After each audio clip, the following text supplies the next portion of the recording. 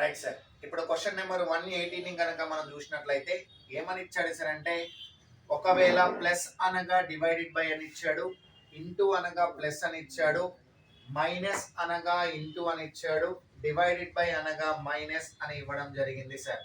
అయితే ఈ క్రింది వాటిలో ఏది సత్యము అని ఇవ్వడం జరిగింది సార్.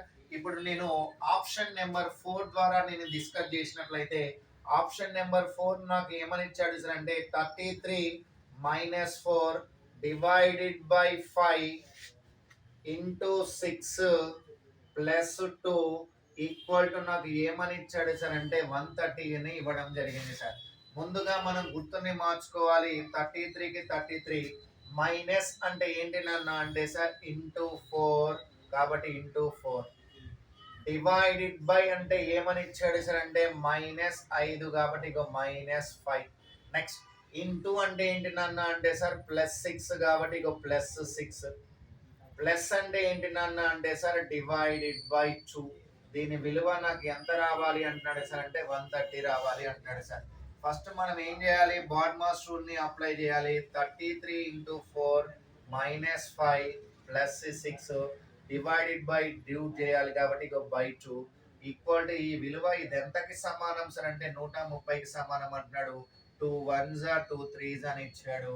అంటే ఇక్కడ నాకు ఏమొచ్చింది సార్ అంటే 33 ఇంటూ 4 -5 ప్లస్ 3 ఈక్వల్ టు ఈ విలువ దేనికి సమానం సార్ అంటే 130కి సమానం కావాలి అంటున్నాడు.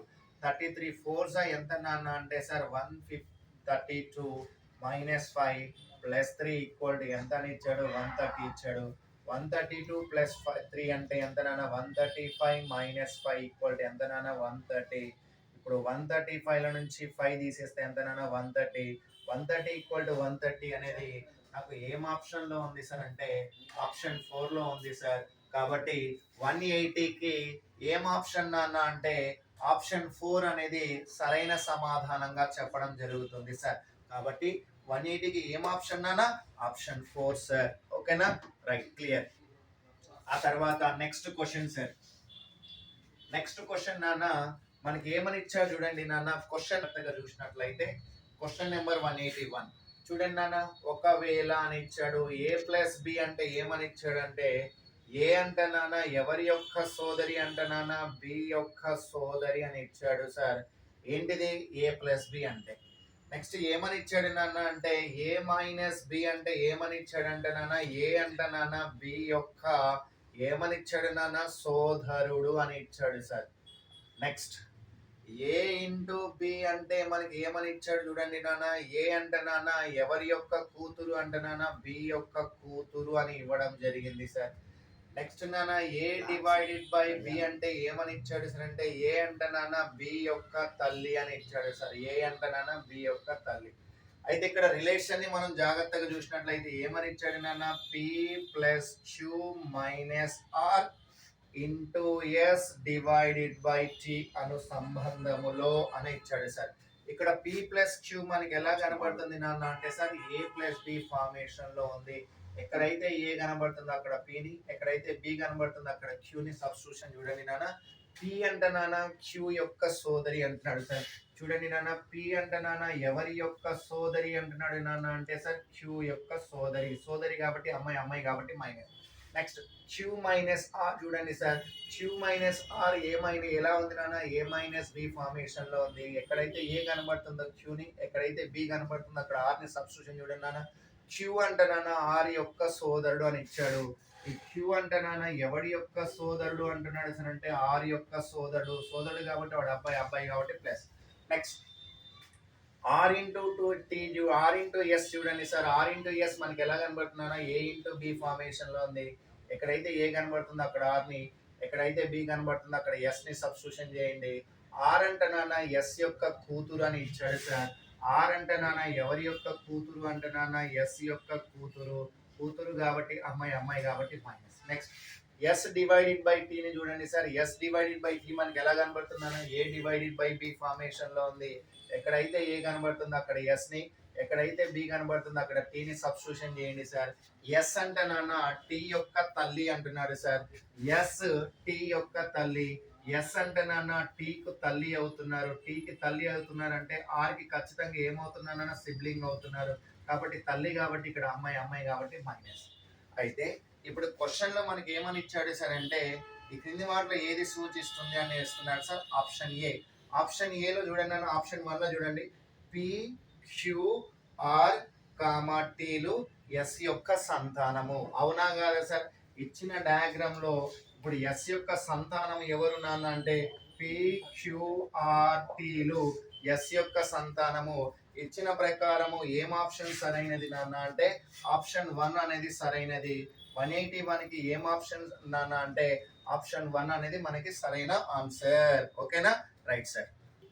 182 బిట్ని మనం జాగ్రత్తగా చూసినట్లయితే క్వశ్చన్ ఏమని ఇచ్చాడు సార్ అంటే 7,8 గంటల మధ్య నిమిషాల ముళ్ళు గంటల ముళ్ళు ఒకదానితో ఒకటి 54 డిగ్రీల కోణం చేసే సమయాలు 7 గంటల T1 నిమిషాలు మరియు 7 గంటల T2 నిమిషాలు అయినప్పుడు T1 ప్లస్ T2 ఎంత అంటాడు సార్.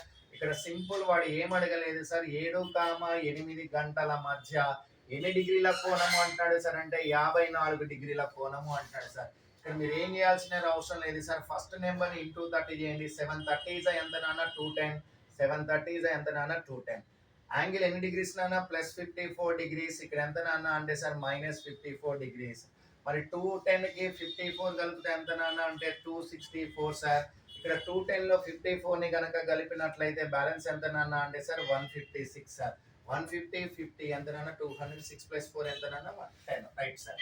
వచ్చిందాన్ని మనం ఏం చేయాలి నాన్న అంటే సార్ ఇంటూ 2/11 చేయండి. వచ్చిందాన్ని ఏం చేయాలి నాన్న ఇంటూ 2/11 చేయండి సార్. ఇక్కడ 264 2s ఎంత నాన్న అంటే 528. 2 4s 8. 2 6s 12 అంటే 1 బ్యాలెన్స్. 2 2s 4 ప్లస్ 1 అంటే 528/11 అని ఇచ్చాడు. ఇంకోటి ఎంత నాన్న 150. 2s ఎంత నాన్న 306. 2s ఎంత నాన్న 12 అంటే ఇక్కడ నాకు 312/11 అవుతుంది సార్. ఇది T1 టైం అవుతుంది, ఇది T2 టైం అవుతుంది. ఈ రెండింటిని కలపండి అంటున్నాడు కాబట్టి 528/11 ప్లస్ 312/11 ఈ రెండింటిని కలిపితే నాకు ఎంత వచ్చింది సార్ అంటే 840/11. ఈ 840/11 అనేది ఏమవుతుంది సార్ అంటే T1 ప్లస్ T2 సమయం అవుతుంది. ఈ T1 ప్లస్ T2 సమయం 840/11 అనేది మనకి ఏం ఆప్షన్ లో ఉంది సార్ అంటే ఆప్షన్ 3 లో ఉంది సార్. కాబట్టి 182కి మన ఏం ఆన్సర్ సరైనది సార్ అంటే ఆప్షన్ 3 సరైనది అన్నమాట. క్వశ్చన్ నెంబర్ 183ని కనుక మనం చూసినట్లయితే ఒక వరుసలో n మంది బాలురులు కూర్చున్నారు అంటున్నాడు నాన్న. ఎక్స్ అనే బాలుడు ఎడమ వైపు నుండి 22వ స్థానంలో ఉన్నాడు. ఎక్స్ అనే బాలుడు ఎడమ వైపు నుండి 22వ స్థానంలో ఉన్నాడు. ఎటువైపు నుండి నాన్న ఎడమ వైపు నుండి. అలానే వై అనే బాలుడు కుడి చివరి నుండి, వై అనే బాలుడు కుడి చివరి నుండి ఎన్నవ స్థానంలో ఉన్నాడు సార్ అంటే 33వ స్థానంలో ఉన్నాడు సార్. వీడెవడు నాన్న అంటే సార్ కుడి చివరి నుండి. ఆ తర్వాత 33వ స్థానంలో ఉన్నాడు. నెక్స్ట్ పాయింట్ ఏమన్నాడు, జెడ్ అనే బాలుడు ఎక్స్ కి కుడి వైపున 3వ స్థానంలో ఉన్నాడు సార్. ఎక్స్ కి కుడి వైపున, ఎక్స్ అనేవాడు ఇటువైపు ఉంటే కుడి వైపు అంటే ఇదే కదండి. ఎన్నో స్థానంలో 1వ స్థానం, 2వ స్థానం, 3వ స్థానం. ఈ 3వ స్థానంలో ఎవడు కూర్చున్నాడు అంటున్నా అంటే సార్ జెడ్ అనేవాడు కూర్చున్నాడు. ఇంకా ఏమంటున్నాడు సార్ అంటే ఎక్స్ కి కుడి వైపున 3వ స్థానంలోను, వై కి కుడి వైపున ఎడమ వైపున ఎన్నో స్థానంలోనా 6వ స్థానంలో ఉంటాడు. అంటే ఇది 1వ స్థానం, ఇది 2వ స్థానం, ఇది 3వ స్థానం, ఇది 4వ స్థానం, ఇది 5వ స్థానం, ఇది 6వ స్థానంలో ఎవడు కూర్చున్నాడు? జెడ్ కూర్చున్నాడు. అయితే ఆ వరుసలో మొత్తం ఎంతమంది కూర్చున్నారు అంటున్నారు ఒకసారి అబ్జర్వ్ చేయండి నాన్న. ఎడమ వైపు నుంచి ఎక్స్ అనేవాడు ఎన్నో స్థానంలో ఉన్నారు 22. ఎక్స్ కామా జెడ్ల మధ్యలో ఇక్కడ ఎంతమంది ఉన్నారు సార్ అంటే 2 ఉన్నారు. మధ్యలో ఎవడు కూర్చున్నారు సార్ అంటే జెడ్ అనేవాడు కూర్చున్నాడు కాబట్టి ఇక జెడ్. ఇక్కడ జెడ్ కి వై కి మధ్యలో ఇక్కడ ఎంతమంది కూర్చున్నారు నాన్న అంటే సార్ 5 మంది కూర్చున్నారు. నెక్స్ట్ వై యొక్క స్థానం కుడి వైపు నుండి ఎంత నాన్న అంటే సార్ 33.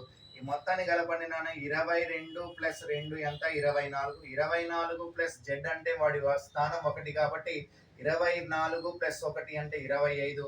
25 ప్లస్ 5 ఎంత నాన్న 30. 30 ప్లస్ 33 ఎంత నాన్న అంటే 63. ఇచ్చిన ఆప్షన్ ప్రకారం మనకి 63 అనేది ఏం ఆప్షన్ లో ఉంది సార్ అంటే ఆప్షన్ 4 లో ఉంది సార్. కాబట్టి ఆ వరుసలో మొత్తం ఉన్న విద్యార్థుల సంఖ్య ఎంత 63. 63 అనేది మనకి ఏం ఆప్షన్ లో ఉంది నాన్న అంటే సార్ ఆప్షన్ 4 లో ఉంది. కాబట్టి 183కి ఆన్సర్ ఎంత నాన్న ఆప్షన్ 4. క్లియర్. క్వశ్చన్ నెంబర్ 184 ని గనక మనం చూసినట్లయితే ఈ క్రింది వాటిలో భిన్నమైనది ఏది అని ఇచ్చాడు.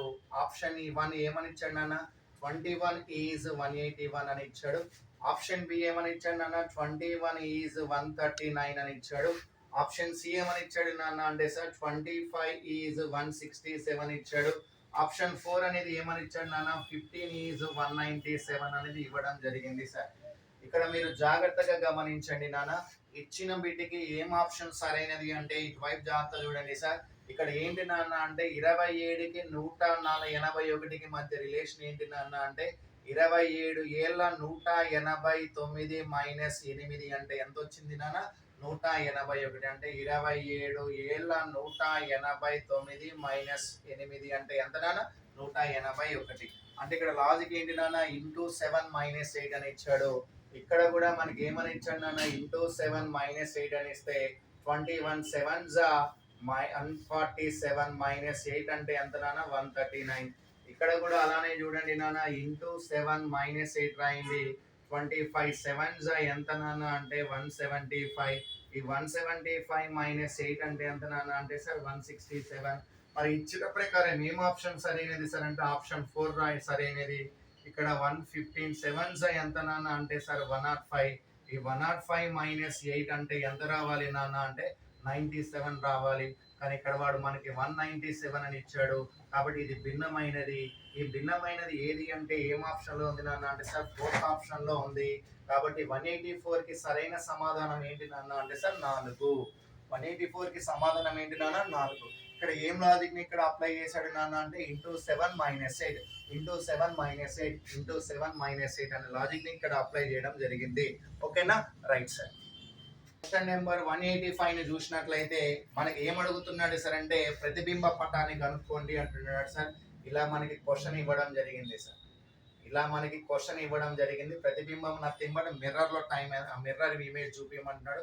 ఇది ఏ వాల్యూ, ఇది బి వాల్యూ, ఇది సి వాల్యూ, ఇది డి వాల్యూ. ఏమడుగుతున్నాడు నాన్న అంటే మనకి మిర్రర్ వాల్యూ, మిర్రర్ ఇమేజెస్ ని కనుక్కోండి అంటున్నాడు సార్. ఇక్కడ మిర్రర్ ఇమేజెస్ ని కనుక్కునేటప్పుడు మనం ఏం కంగారు పడాల్సిన అవసరం లేదు సార్. యాజ్ ఇట్ ఈస్ గా సేమ్ ఫిగర్ ఎలా అయితే ఉంటుందో అలానే డ్రా చేయండి. రైట్ సార్, డ్రా చేసేసిన. ఇక్కడ మిర్రర్ ఇమేజెస్ లో మనం గుర్తుపెట్టుకోవాల్సింది ఏంటి సార్ అంటే మిర్రర్ లో మనకి ఇక్కడ ఏమవుతున్నాయి సార్ అంటే రైట్ అనేది ఏమవుతుంది సార్ అంటే లెఫ్ట్ గా మారుతుంది. లెఫ్ట్ అనేది ఏమవుతుంది సార్ అంటే రైట్ గా మారుతుంది. అంటే రైట్ లెఫ్ట్ మాత్రమే మారుతాయి, మిగతాది ఏం మారదు. మిగతా ఏం మారదు అంటే నథింగ్ బట్ టాప్ లానే ఉంటుంది, బాటం లానే ఉంటుంది. కానీ రైట్ అనేది ఏం కావాలి, లెఫ్ట్ కావాలి. బి అనేది ఎటువైపు వంపులు తిరిగి ఉంది సార్ అంటే రైట్ సైడ్ ఉంది. కాబట్టి ఫిగర్లు ఎలా రావాలి, లెఫ్ట్ సైడ్ లో రావాలి.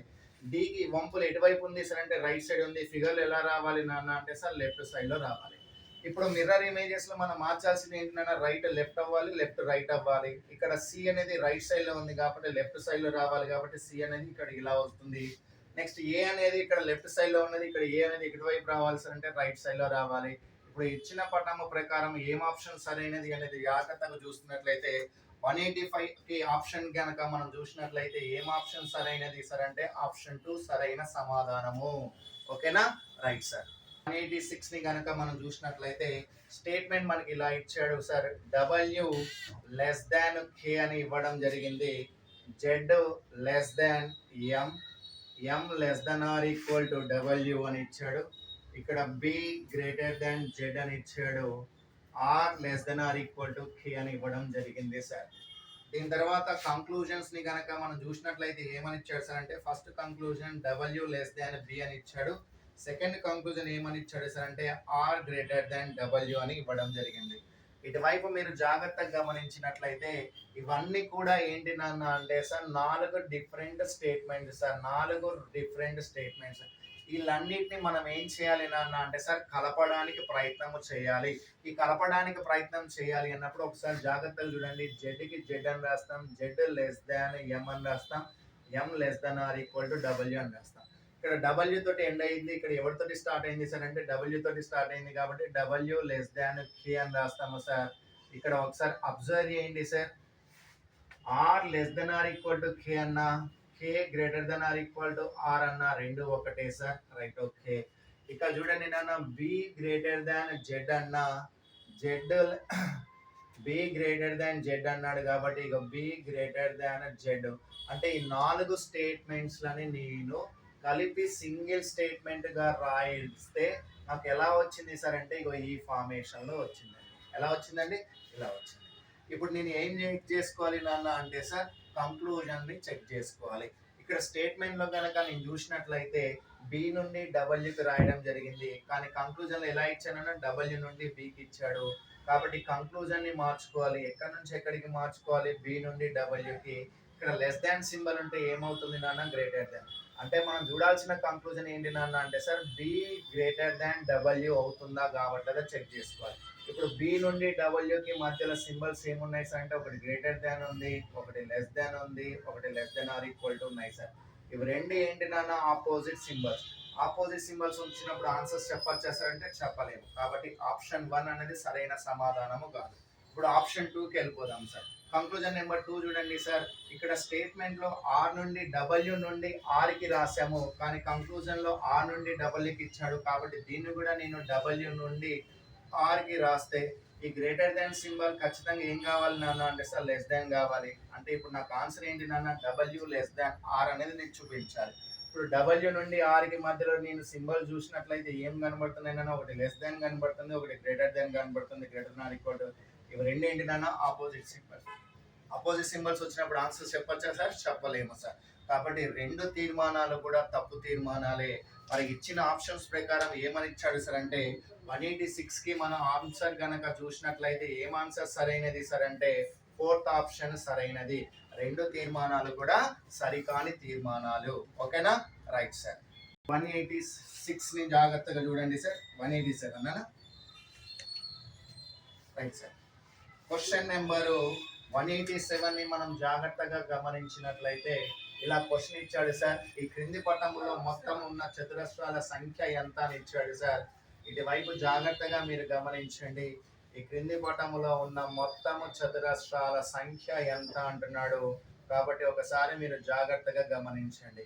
ఇలా ఫిగర్ గనక ఇస్తే ఎన్ని అడ్డు వరుసలు ఉన్నాయి? 4 అడ్డు వరుసలు ఉన్నాయి. ఎన్ని నిలువు వరుసలు ఉన్నాయి నాన్న అంటే 4 నిలువు వరుసలు ఉన్నాయి. అడ్డు వరుసలు నిలువు వరుసలు సమానంగా ఉన్నట్లయితే చతురస్రాలను కనుక్కోవాలి అంటే ఏం చెప్పాను సార్ అంటే వాటికి స్క్వేర్స్ చేస్తే సరిపోతుంది. ఇక్కడ 1 స్క్వేర్ అంటే 1, 2 స్క్వేర్ అంటే 4, 3 స్క్వేర్ అంటే 9, 4 స్క్వేర్ అంటే 16. ఈ మొత్తం కలిపితే ఎన్ని చతురస్రాలు వచ్చాయన్నా? 30 చతురస్రాలు వచ్చాయి. దీనితో పాటు ఎడిషనల్ గా వాడు మనకి ఏమని ఇస్తున్నాడు సార్ అంటే ఇలా ఇవ్వడం జరుగుతుంది. ఒకసారి మీరు జాగ్రత్తగా పటాన్ని గమనించండి సార్. మీరు జాగ్రత్తగా క్వశ్చన్ ని గనక జాగ్రత్తగా గమనించినట్లయితే క్వశ్చన్ లో మనకి ఏమని ఇచ్చాడు అనేది ఒకసారి జాగ్రత్తగా చూడండి సార్. Right sir. ఈ పటంలో ఉన్న మొత్తం చతురస్రాల సంఖ్య ఎంత అంటున్నాడు సార్. కాబట్టి ఇక్కడ మీరు జాగ్రత్తగా గమనించినట్లయితే ఇక్కడ మనం ఈ ఏరియాని జాగ్రత్తగా గమనించండి సార్. ఇది అంతా కూడా మనకు ఒక చతురస్ర ఫార్మేషన్ లో కనబడుతుందా లేదా అంటే ఎడిషనల్ గా మనకి ఎంత వచ్చినాయి నాన్న అంటే ఒక పెద్ద చతురస్రం ఏర్పడింది కాబట్టి +1.